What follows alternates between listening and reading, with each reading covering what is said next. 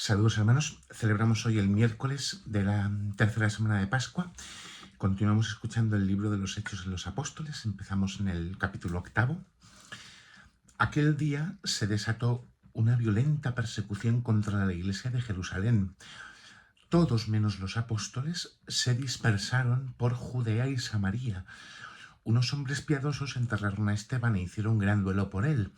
Saulo, por su parte, se ensañaba con la iglesia, penetrando en las casas y arrastrando a la cárcel a hombres y mujeres. Los que habían sido dispersados iban de un lugar a otro, anunciando la buena nueva de la palabra. Felipe bajó a la ciudad de Samaria y les predicaba a Cristo. El gentío unánimemente escuchaba con atención lo que decía Felipe, porque habían oído hablar de los signos que hacía y los estaban viendo. De muchos poseídos salían espíritus inmundos lanzando gritos y muchos paralíticos y lisiados se curaban. La ciudad se llenó de alegría. Bueno, esto es lo que escuchamos de la palabra de Dios de hoy.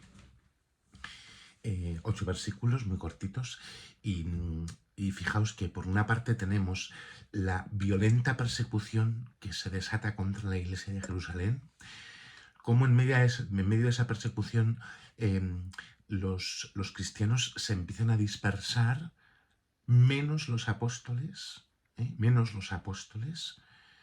que se quedan ahí al frente dando la cara. Esto debería seguir valiendo para los sucesores de los apóstoles hoy. Nos narra la lectura cómo Saulo, que es Pablo, San Pablo, que no fue siempre San Pablo, perseguía con esta saña a los cristianos, iba de ciudad, de casa en casa, metía en la cárcel. Y por otra parte, se nos cuenta cómo Felipe, que es uno de los diáconos, predica a Cristo y la predicación va acompañada de signos concretos, tal como el Señor había anunciado. A los que crean en mí les acompañarán estos signos. Expulsarán demonios, curarán enfermos. Pues un poco lo que es la vida cristiana y lo que es vivir movidos por el Espíritu Santo de Dios, que el Espíritu de Dios obra en nosotros, y entonces al final aprendemos que incluso en medio de la dificultad y la persecución no podemos dejar de predicar la buena noticia. ¿Qué es lo que hacían los cristianos? Al ir de un lugar a otro, difundían la buena noticia. Y aquella violenta persecución contra Esteban y contra los cristianos que acompañaban a Esteban, en la que tuvo una parte muy importante Saulo, esa persecución que obliga a la dispersión, implica que en esa dispersión también se difunda el mensaje del Evangelio, de la buena noticia. Y por eso vemos a Felipe proclamando la palabra y obrando curaciones. Fijaros, en la celebración de la Eucaristía, nosotros nos reunimos habitualmente en torno al altar del Señor. Y lo que hacemos es proclamar el mensaje personal que trae Cristo y recibir la fuerza del Espíritu Santo, que confirma nuestra unidad eclesial en la Iglesia y alienta nuestro testimonio de vida cristiana.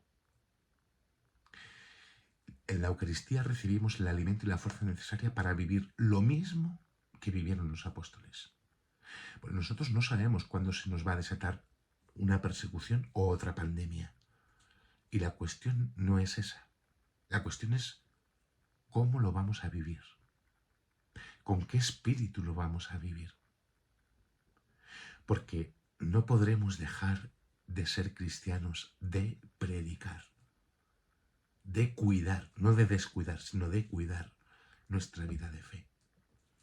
Dice San León Magno que la religión, la vida cristiana fundada por el misterio de la cruz, no puede ser destruida por ningún género de maldad. No se disminuye la Iglesia por la persecución, al contrario, se aumenta. El campo del Señor se viste con una cosecha mucho más rica. Por eso, cuando los granos caen en la tierra y mueren, nacen multiplicados. Y por eso debemos ser auténticos en la vida de la fe, incluso cuando hay dificultades o persecución. Que Dios os bendiga en el nombre del Padre, del Hijo y del Espíritu Santo. Amén.